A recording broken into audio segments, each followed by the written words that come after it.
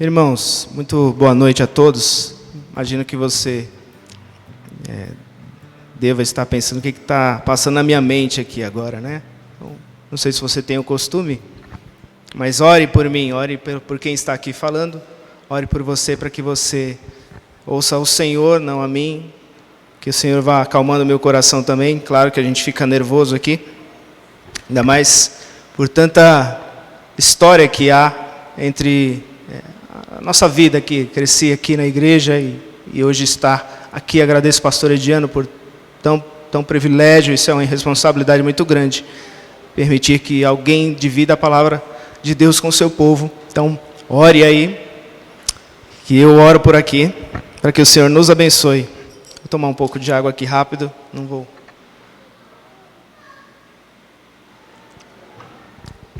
Pois bem,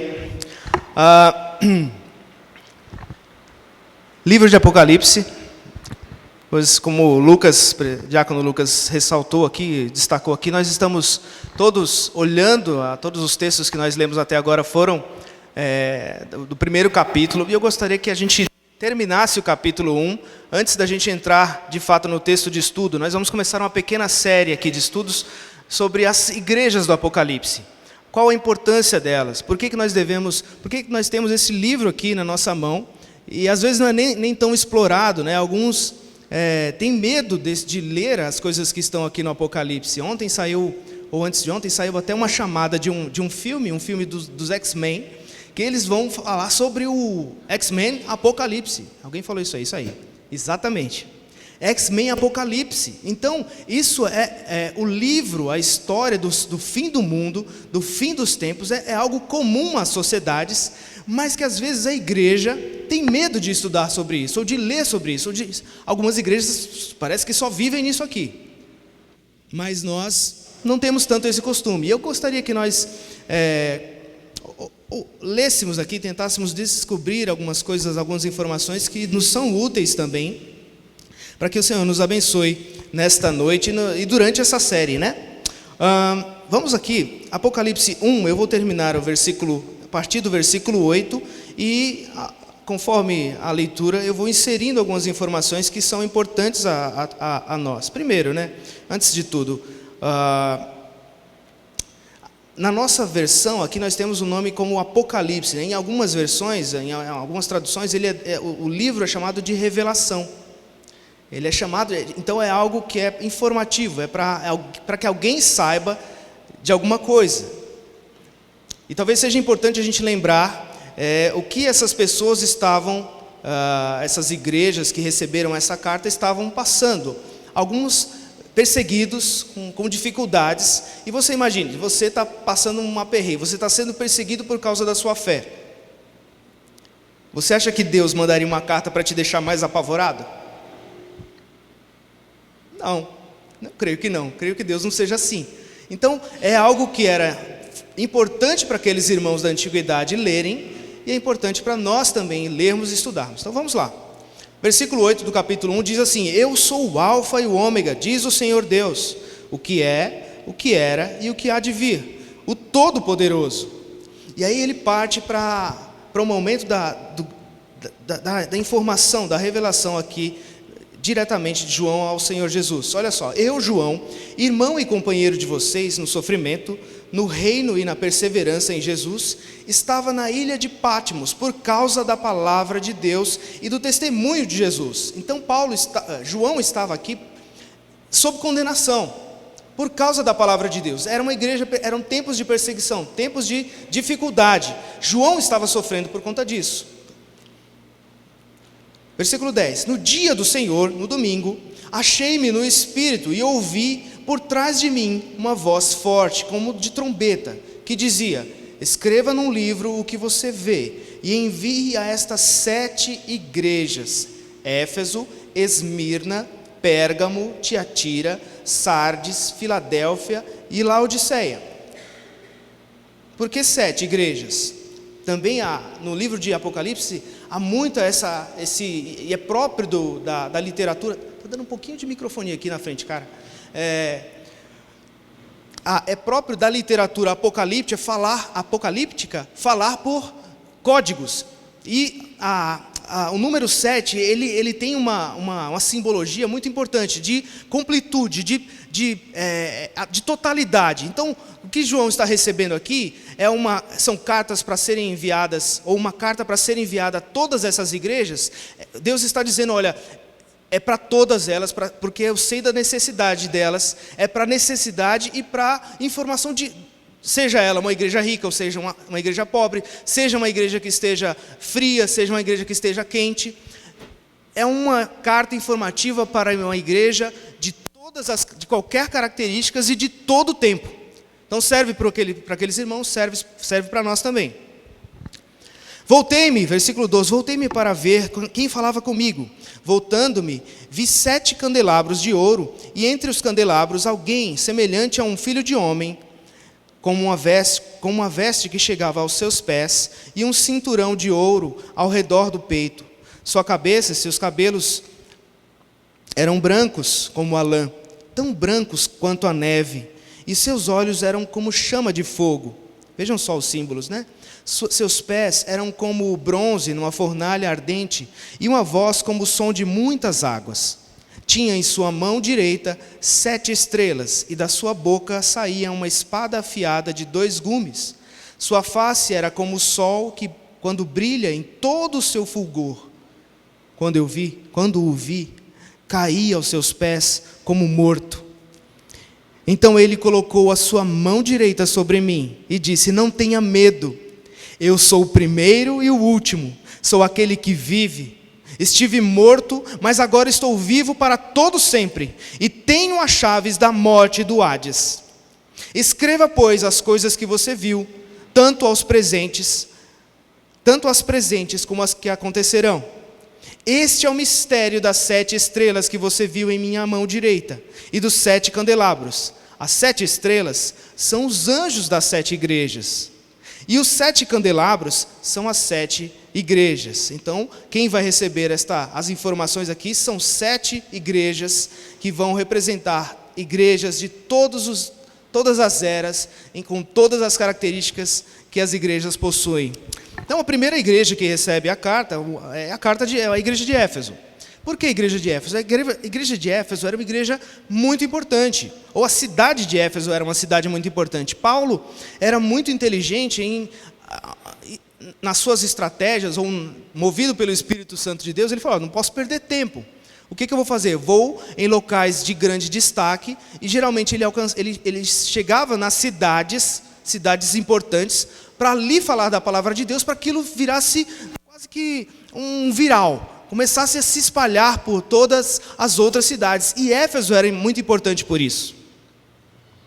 Era uma cidade portuária, importante comercialmente, importante religiosamente. Se você olhar os capítulos 18, 19 e 20 de Atos, você vai ver, quando Paulo chega a essa cidade, o que acontece ali.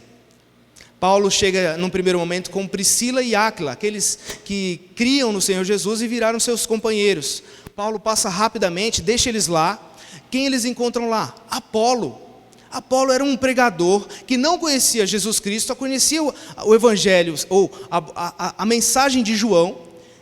E aí Priscila e Áquila chegou: esse camarada é bom, vem cá que eu vou te falar a respeito de Jesus. Então ele é ensinado e passa a pregar ousadamente na cidade. A cidade passa a crer, ao ponto de, numa cidade muito idólatra, eles abandonarem seus livros de feitiçaria, de idolatria, e queimarem em praça pública. Alguns historiadores dizem que aqueles livros valiam muito dinheiro, e eles foram ali, à medida que aqueles irmãos foram se convertendo, eles foram sendo julgados e destruídos, como se nada valesse.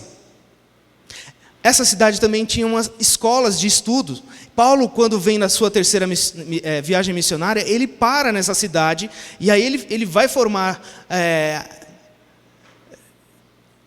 um local ali para debater a palavra de Deus, onde gentios se convertem, judeus se convertem, a igreja vai se formando. Nós estamos estudando com o pastor Ediano, já no finalzinho, a carta aos Efésios. Era uma igreja importante, recebeu uma carta. Quem estava lá trabalhando quando recebe essa carta? Timóteo.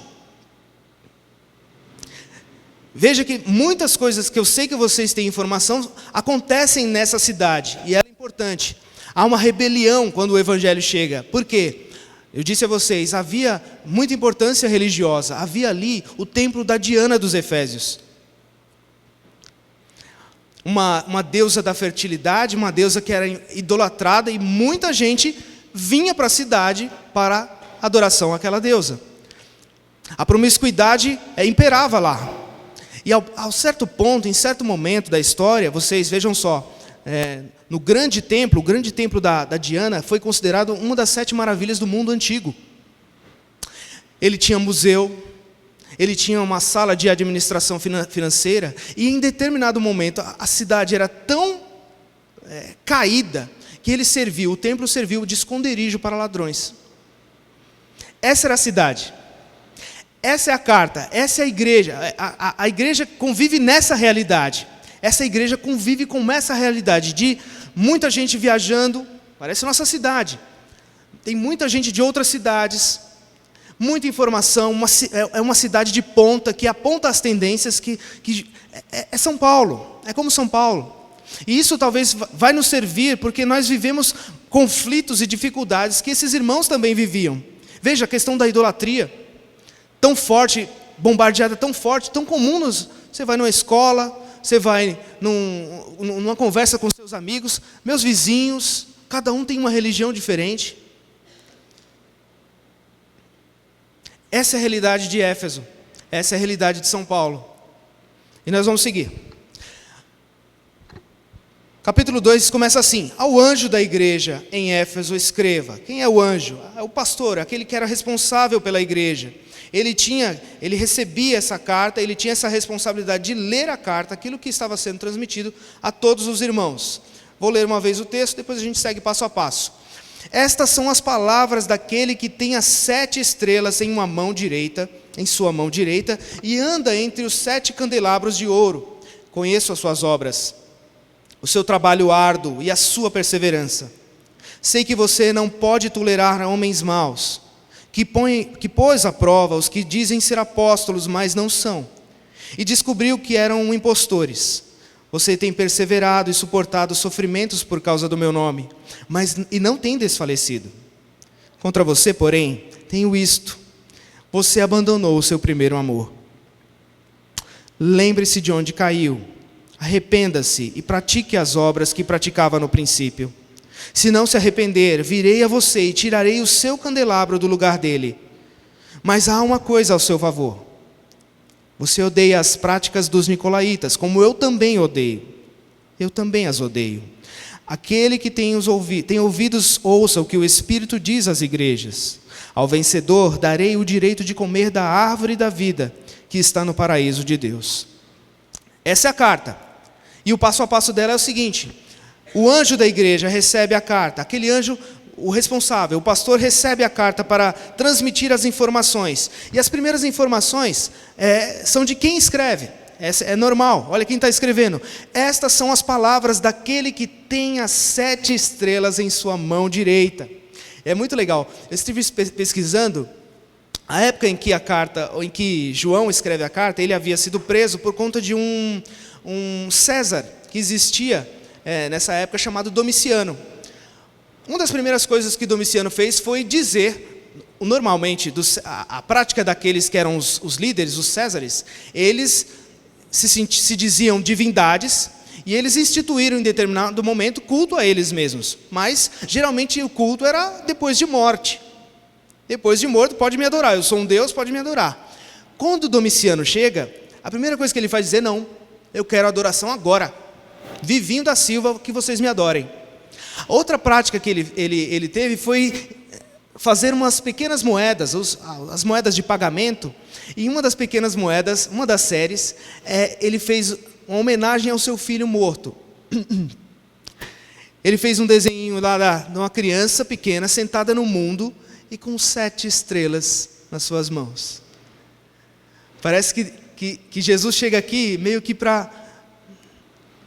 Quem diz que tem o poder e todo nas suas mãos? Quem diz que é divino aqui? Eu sou divino. E Jesus diz: eu tenho as 7 estrelas nas minhas mãos. É assim que ele se apresenta. Estas são as palavras daquele que tem as 7 estrelas na sua mão direita, anda entre os 7 candelabros de ouro. Os candelabros de ouro são as 7 igrejas. Jesus está querendo dizer que eu me envolvo com você, igreja. Você não está só. Eu conheço as tuas dificuldades, conheço os teus acertos, eu me envolvo com você. Isso é muito importante, porque em muitos momentos da história da igreja, nós nos sentimos sozinhos. Ou parece que a igreja caminha por tamanhas dificuldades, ou está tão distante da palavra de Deus, em que nós julgamos que, puxa, Deus não pode estar olhando essas coisas. Mas durante a nossa série nós vamos ver as dificuldades que essas igrejas enfrentavam e vamos poder observar, puxa, Deus é bom. Deus é bom a ponto de nos puxar a orelha quando nós precisamos, de nos elogiar quando precisa. Ele está no nosso meio e faz os seus alertas. Ele se envolve com a igreja. E o primeiro destaque, os destaques para a igreja de Éfeso são elogios. Veja só, versículo 2: conheço as suas obras, o seu trabalho árduo e a sua perseverança. Estes são os destaques de uma igreja que era de fato operosa, de uma igreja de fato que trabalhava, de uma igreja que confrontava. Veja se você não está nessa situação da sua vida, aqui na nossa cidade, às vezes pela internet. Claro que às vezes a gente descamba, eu acho que a gente tem dificuldade de debater, mas não vamos jogar os debates no lixo por causa da nossa inabilidade. Vamos treinar mais, vamos conversar mais. E a igreja, ela tinha essa capacidade, essa virtude de ser operosa, de ser uma igreja de trabalho contínuo e de ser uma igreja perseverante. Uma igreja que tinha que perseverar, era uma igreja que enfrentava dificuldades. Assim é a minha vida, assim é a sua vida, de termos a nossa fé em prática. Tem que existir prática para a nossa vida, para que haja desenvolvimento, para que haja conformidade até com aquilo que nós estamos estudando na carta aos Efésios. E aqui é um dos pontos importantes da mensagem. Paulo escreve Efésios 4,15. Vamos lá, vamos abrir lá. Efésios 4,15. Vamos ler o 14 também, acho que é importante lermos o 14 também.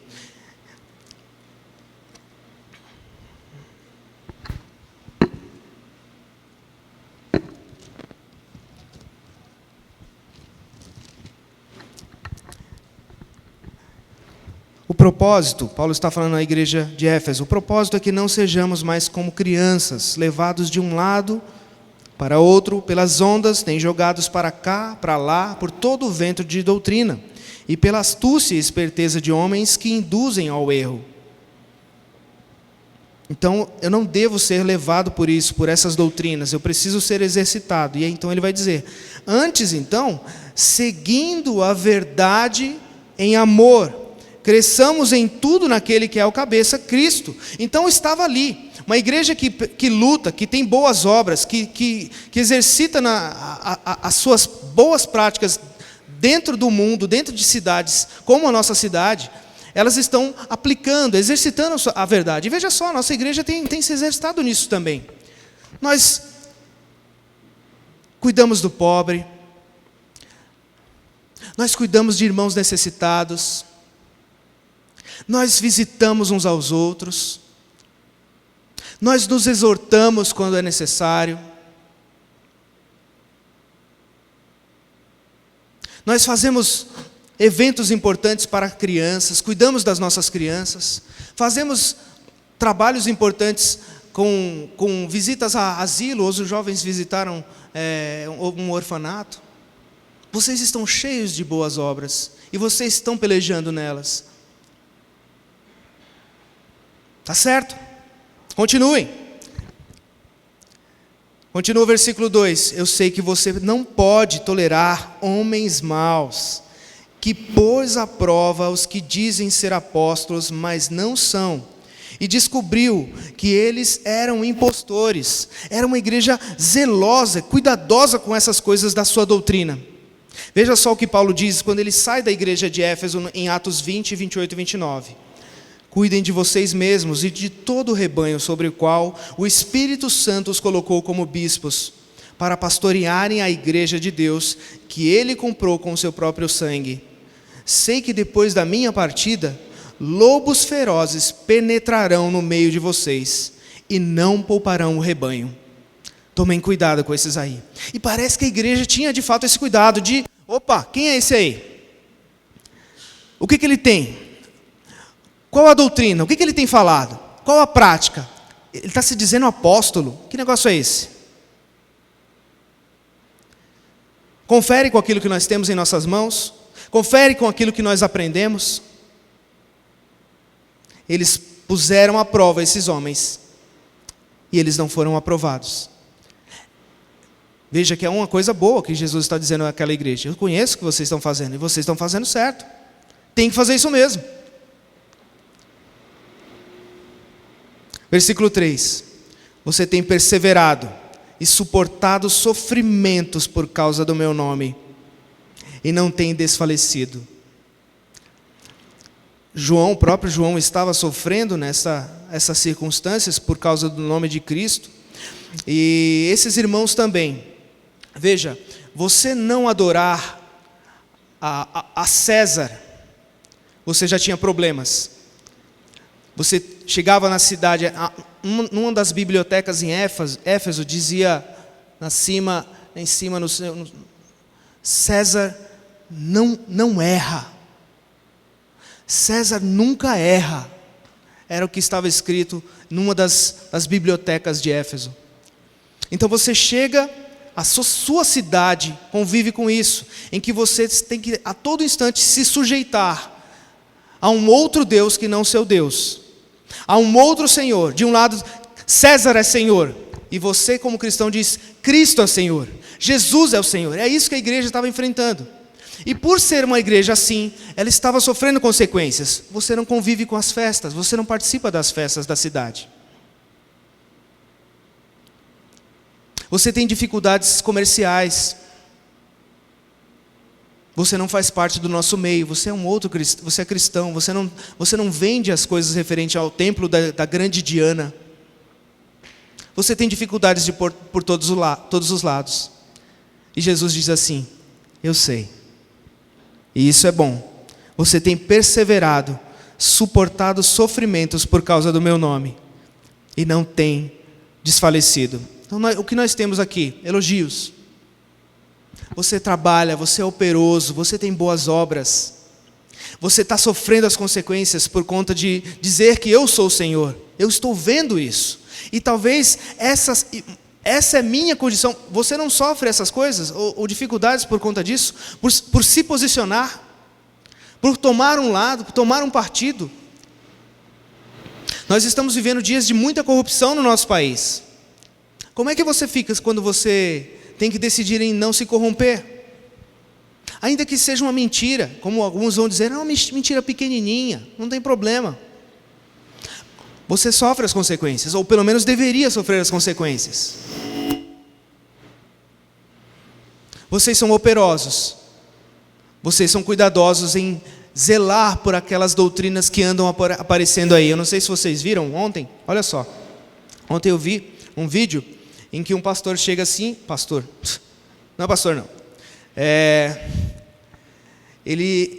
eles estão queimando a Bíblia.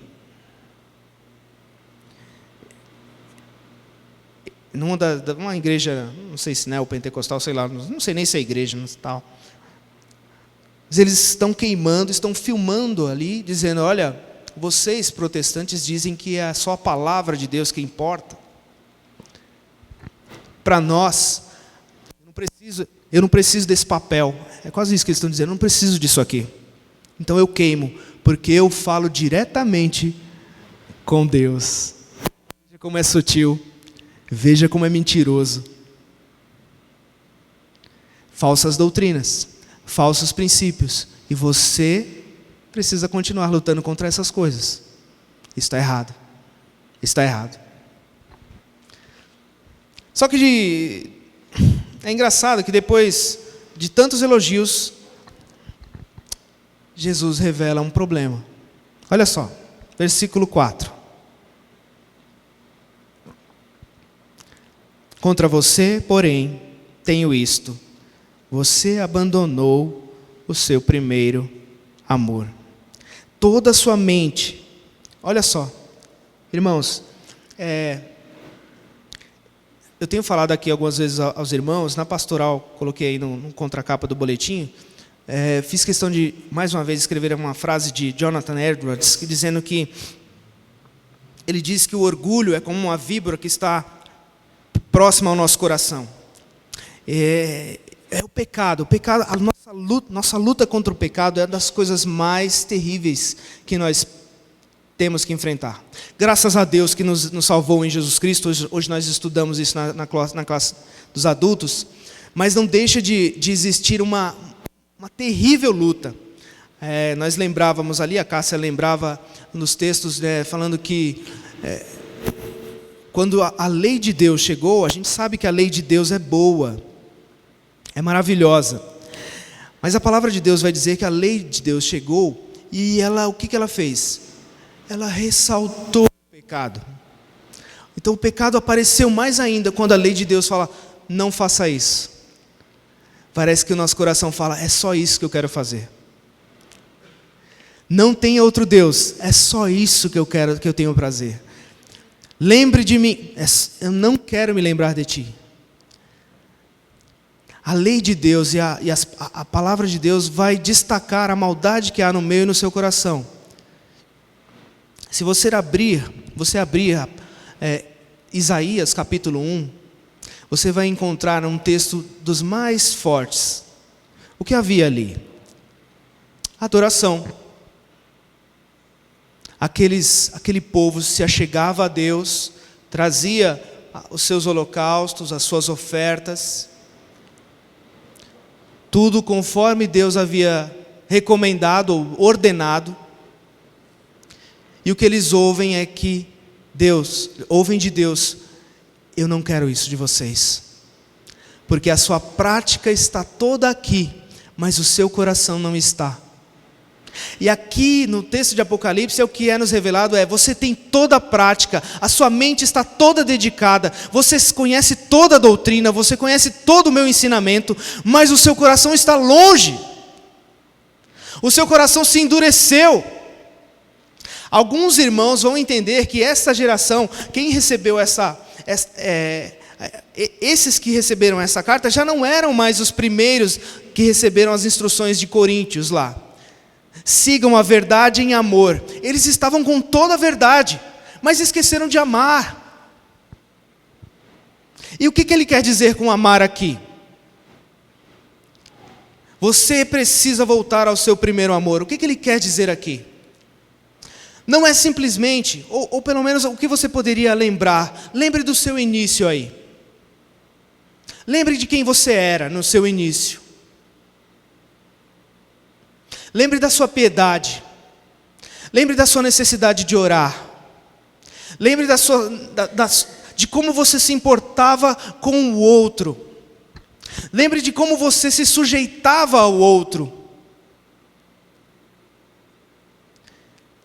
E o que aconteceu, parece que aquele tanto de luta fez de você um titã de guerrear doutrinariamente. O cara está pingando a heresia, você está errado. Você é ótimo nisso. Mas você se esqueceu da essência. Você se esqueceu de envolver o seu coração para com as pessoas. Você hoje é frio para com as pessoas. Elas parecem ser inimigos seus, e às vezes até dentro da própria igreja. Problemas. Temos problemas, porque nós não conseguimos. Isso não está de acordo com o Evangelho. Lembre, seguindo a verdade em amor. Você não pode ter toda a verdade e se esquecer do amor. É disso que Jesus está falando. Você se esqueceu da boa prática. Você se esqueceu do bom cuidado, do respeito, do dar-se a si mesmo, do corrigir no momento certo. Não simplesmente soltar as tuas palavras e soltar como você imagina que você vai naquela, né? O importante é que eu estou falando a verdade.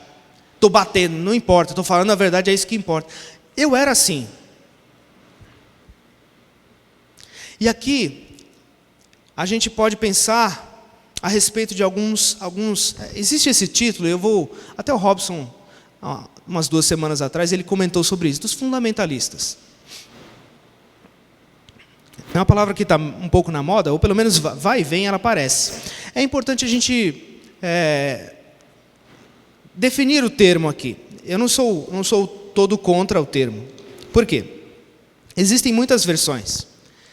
O termo fundamentalista surgiu há uns anos atrás, quando os liberais começaram a aparecer na igreja, e eles não querem saber da palavra de Deus, não querem saber das práticas. Você pode viver a sua vida, afinal você já está salvo mesmo. Eles não querem saber dos milagres. Para eles, Jesus não veio virgem, não nasceu de uma virgem. Isso é história. Pô, calma aí, não é bem assim, né? Quem vai? Os milagres, poxa, Deus abriu o mar vermelho. Poxa, você ainda está nessa época.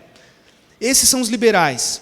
E os fundamentalistas surgiram nesta época para confrontá-los. Eram chamados fundamentalistas históricos, porque eles iam dizer: olha, nós cremos que os milagres são verdadeiros. Nós cremos que Jesus veio em carne, que Ele nasceu da Virgem, que Ele morreu pelos nossos pecados, para que Ele ressurgiu. São fundamentos que eu e você devemos ter como cristãos. Então há um tipo de fundamentalismo que é aquele que está arraigado. Aqui é a verdade. Dela não vou me apartar. Ou pelo menos vamos analisar como ela é. Só que existem outros tipos de fundamentalistas. Eu não vou me prolongar aqui, tem uns 3, 4 modelos. Existiu, por exemplo, um tipo de fundamentalista que é o camarada que ele é um xiita fundamentalista. Hoje eu usei a expressão lá na classe, porque eu gosto. O Ali não gosta muito, porque eu acabo falando o termo xiita vem das bandas dos muçulmanos, né? A gente sabe, ou pelo menos cresceu com essa referência daqueles extremistas mesmo. E esse tipo de fundamentalista é um perigo. Porque o que importa para ele? A lei. O que está escrito. Opa, pecou. É quase que ele está é um fiscal da fé, é um fiscal teológico. Ele está todo o tempo observando para ver se você não vai errar em alguma coisa. E esse é um problema. Quem fazia isso, irmãos? Os fariseus faziam isso. E Jesus os condena. Então esse tipo de fundamentalista é um problema para nós. E se você tem caminhado com essas perspectivas, olha, eu estou no ápice do padrão da santidade, você tem falhado, você precisa mudar seu caminho, você precisa se arrepender. É contra você, que ama, está na sua mente, tem todas as obras, tem toda a luta na sua cabeça, na sua mente está toda dedicada, mas se esqueceu do seu coração, de banhar o seu coração de amor pelas pessoas. Cuidado com as suas críticas, cuidado com os seus elevados padrões de santidade. Jesus vai chegar em você e vai falar: eu tenho um negócio, tenho uma coisa contra você. Você esqueceu do princípio, das primeiras coisas, naquele relacionamento bom, gostoso, humilde, piedoso que você tinha.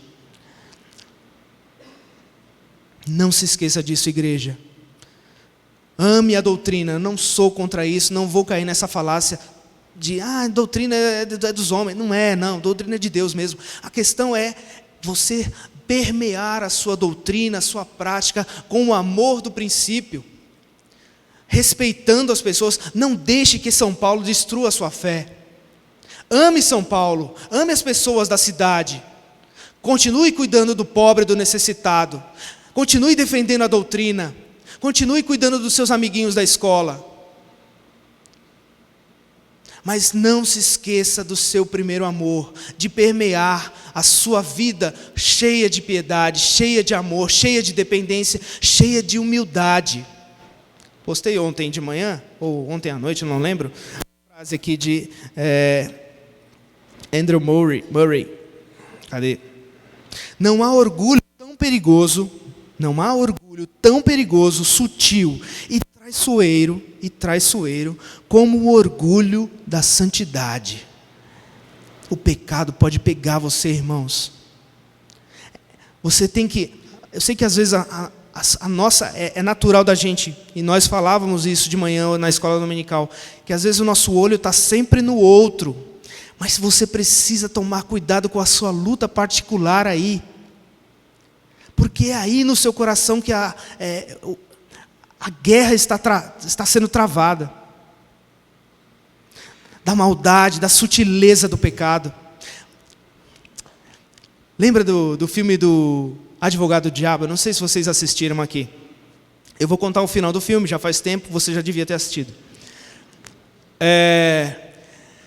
Resumindo, uma coisa bem rápida, eu podia até chamar o Ali aqui para contar que era melhor. Mas enfim, há um advogado muito jovem, promissor.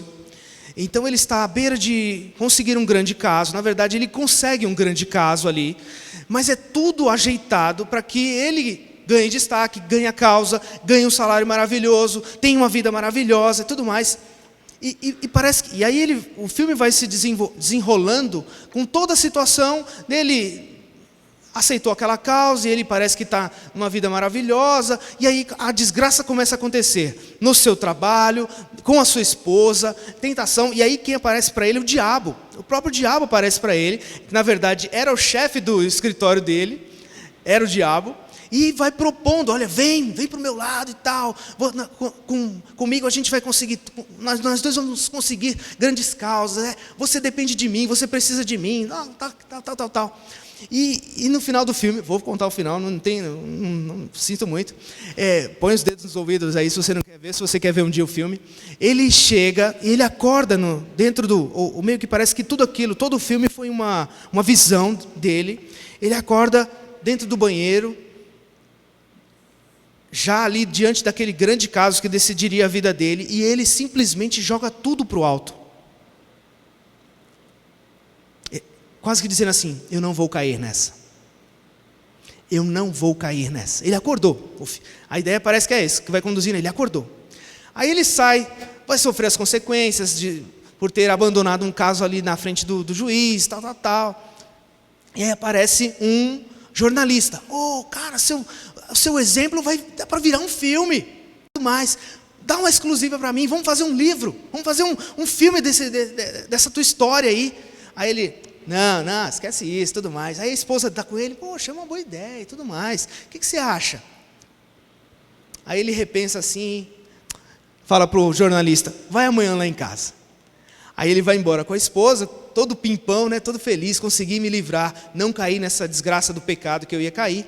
E aí o jornalista transforma-se no diabo, vamos dizer assim, não é o diabo que você tem na sua mente aí era uma pessoa normal, ali é o De Niro? Não, é o Pacino, né? O Al Pacino. E ele sorri assim: vaidade. Dos meus preferidos pecados, é o pecado preferido. Então, o que ele está mostrando ali? O camarada tentou fugir por um lado, o pecado pegou ele por outro. E é assim a minha vida. Você pode ter altos padrões. Veja Israel lá, voltando ao exemplo. Israel, altos padrões: Senhor, é aqui que o Senhor quer, é dessa maneira, essa ovelha, é assim que tem que ser, é esse o cordeiro, tal. Deus fala assim: eu não quero isso de vocês, porque vocês estão com o coração longe de mim. Aqui chegam os Efésios, tenho toda a doutrina, tenho toda a prática, e Jesus fala: eu tenho um problema com você, o seu coração também está longe de mim. O pecado é sorrateiro e ele é humilhante para você, se você for um cristão genuíno e sincero com você mesmo. C.S. Lewis vai dizer: olha, eu não descobri a maldade, ou a maldade não ficou tão evidente na minha vida enquanto eu não tentei fazer a bondade. Tenta ser bom, você vai ver o quanto você é ruim. Está aqui, gente. Não pense de vocês mesmos além do que vocês são. Cuidado. Esse é o alerta. E aí ele apela, versículo 5: lembre então de onde você caiu. Repense. Ele vai falar: vá lá no momento da tua queda, onde você deixou os princípios elementares, as primeiras obras. Porque para elas que Jesus vai apontar. Arrependa-se. E o arrependimento aqui, o que é? Qual o conceito de arrependimento? Mudar de fato de direção. E o arrependimento verdadeiro, ele traz práticas verdadeiras. Arrependa-se e pratique as obras que praticava no princípio. Volte a ser quem você era. Se não se arrepender, aí vem a ameaça. Se não se arrepender, virei a você, tirarei o seu candelabro do lugar dele. O candelabro, vocês lembram? Sabem o que é um candelabro? É aquele suporte onde você coloca as velinhas ali, né?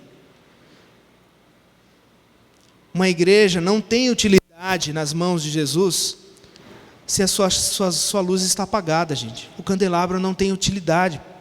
É isso que Jesus está falando. Olha, lembre-se, arrependa-se e volte às primeiras práticas, porque senão eu vou ter que tirar esse candelabro do lugar.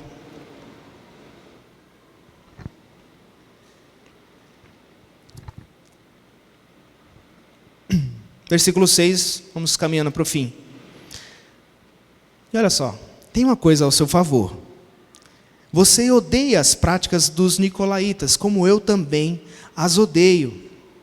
E aqui, importante, não se sabe ao certo quem eram os nicolaítas, ou de onde surgiu esse movimento.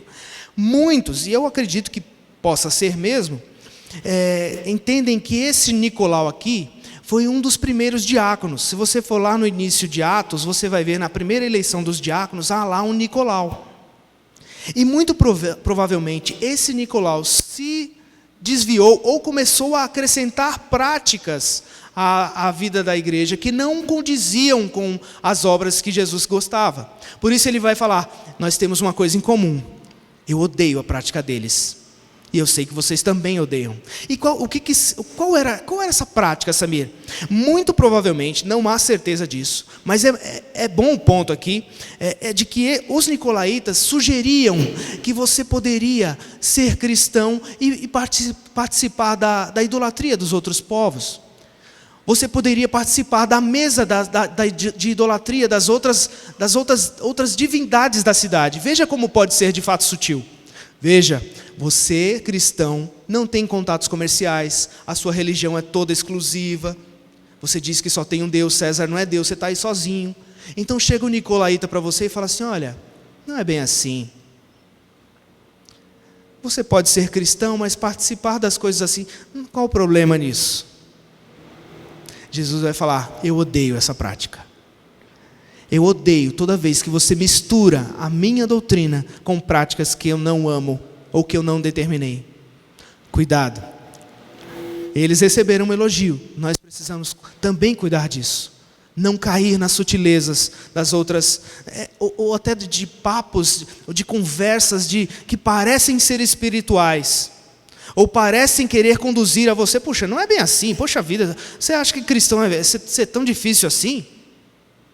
Poxa, não, participa aqui, não tem problema nenhum. Jesus diz, eu odeio essas práticas. Odeio o tal do pluralismo. E ele termina, 7. Aquele que tem ouvidos, então ouça o que o Espírito diz às igrejas. Preste atenção naquilo que o Senhor está falando. E ele dá o prêmio no final. Veja, se os nicolaítas sugeriam a você participar da mesa da corrupção, da mesa da iniquidade, se você for fiel, igreja, o que Jesus diz é, ao vencedor darei o direito de comer da árvore da vida, que está no paraíso de Deus. Ao invés da mesa do mundo, da mesa da corrupção, Jesus diz, seja fiel, igreja, e você vai participar da minha mesa, de desfrutar da árvore da vida, no meu paraíso. Cuide, igreja, cuide, meus irmãos. O que fica para nós aqui é um cuidado extremo e necessário. Puxa, parabéns, você tem toda a prática na sua mente, e é necessário ter mesmo. Ter a doutrina, amar a prática, o cuidado com as pessoas de fora, cuidado com os irmãos da igreja, respeito entre pais e filhos, respeito entre amigos, respeito entre irmãos, Tudo isso é muito bonito, mas você não pode esquecer do primeiro amor, de quando você de fato olhava para todas as circunstâncias e via, é uma oportunidade de glorificar a Deus, e você não via simplesmente como um adversário vindo à sua frente.